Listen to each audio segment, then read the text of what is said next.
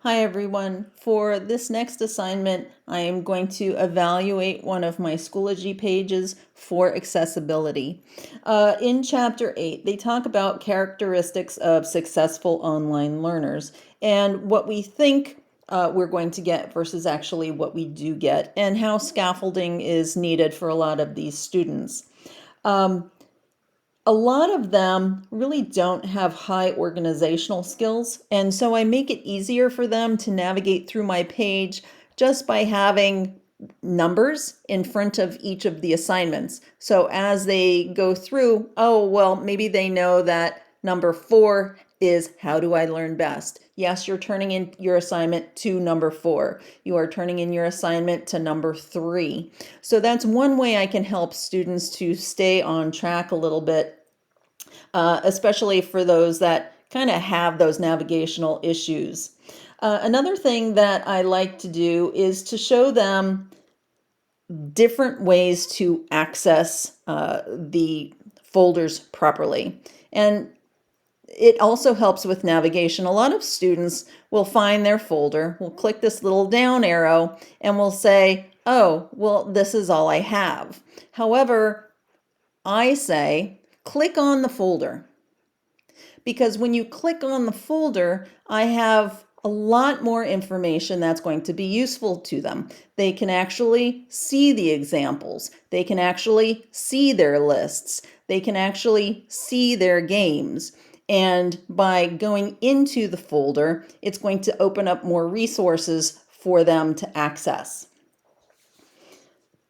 I start with a graphic organizer under my essential questions. So Schoology has built-in formatting, and you really can't do much to change the formatting.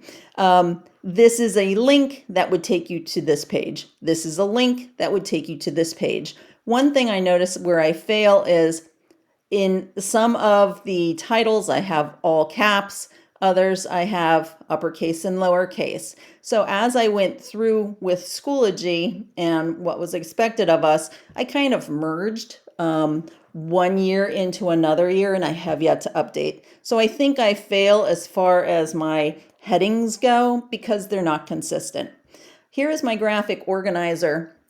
And my graphic organizer helps students as we're going through the process of doing the project. They have a spot to take notes, keyboard shortcuts, spot for little sketches, so they don't have to draw really big. I kind of have it narrowed down for them. And then I do have some more information, kind of like a brief little rubric, and where they can learn some art history.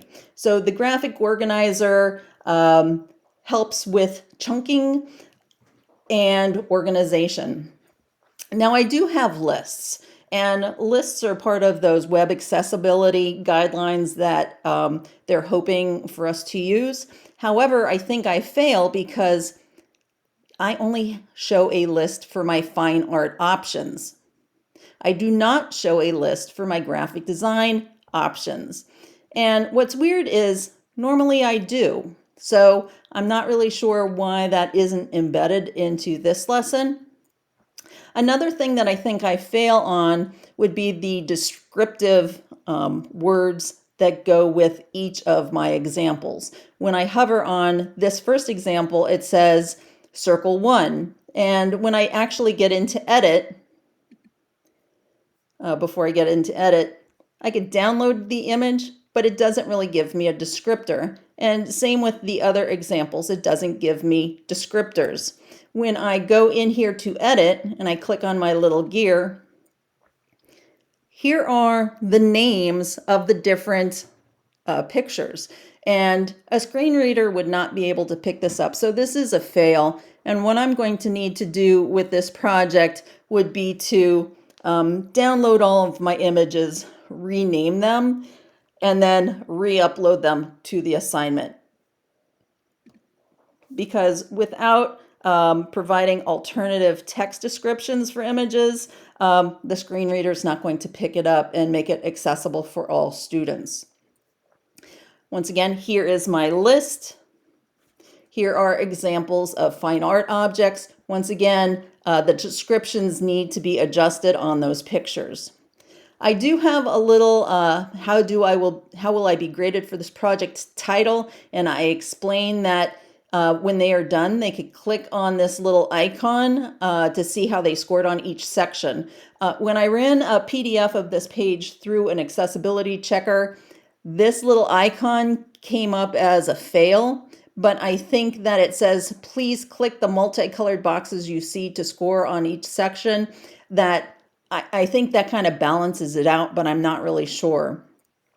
Another thing that I have in here that I think is good for web accessibility would be my video. And when I click on my video, which is labeled properly, it's a good label because it's an Adobe Illustrator video introduction. When I click on that, it will take me to this page. It's an Adobe page. Here it does have built-in closed captioning, and I can also download a transcript. So I think Adobe did a real good job on setting that up for accessibility purposes. Going back to my circles and objects, I do have a pen tool game. Now this pen tool game is a way to build confidence in students' abilities through like a gamification process. And when I click on my pen tool game, it gives me a little bit of a tutorial that shows me how to do the game. For students that struggle with the game,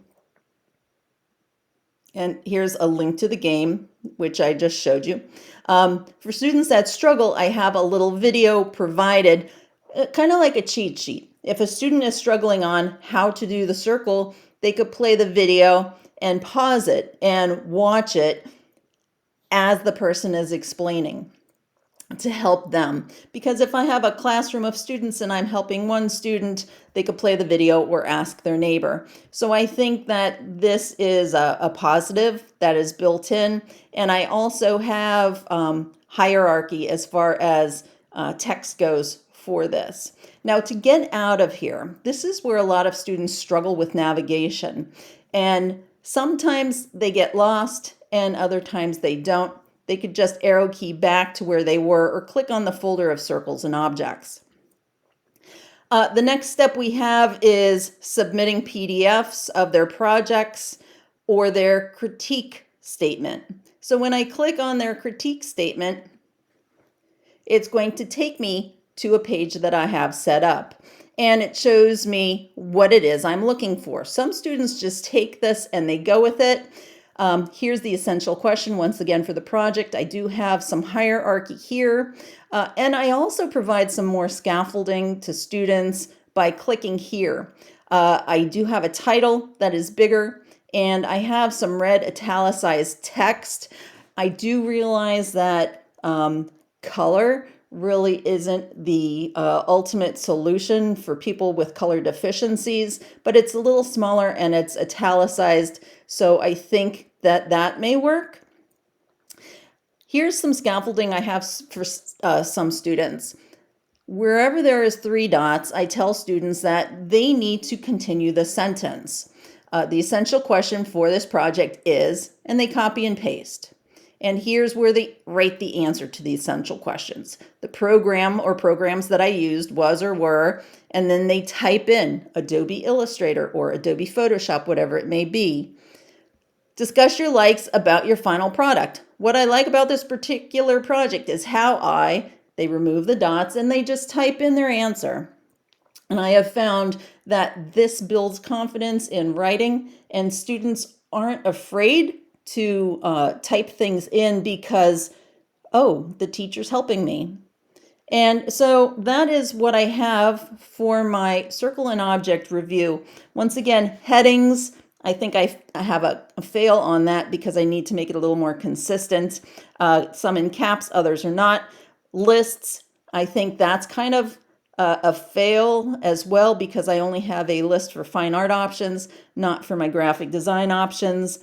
Links, I think my link here is labeled well, has that embedded link name into it. Color, I think, is fine because it's black against white.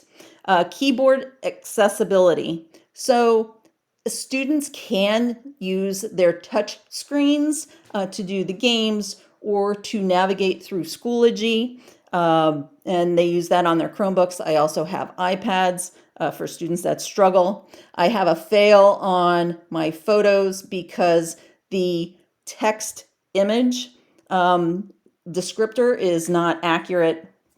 Navigation, I think that's a Schoology issue, and I do my best by trying to have numbers for students to submit 5, 6, or 7 through. The video link, I think, is good. It provided the closed captioning and a transcript for the student.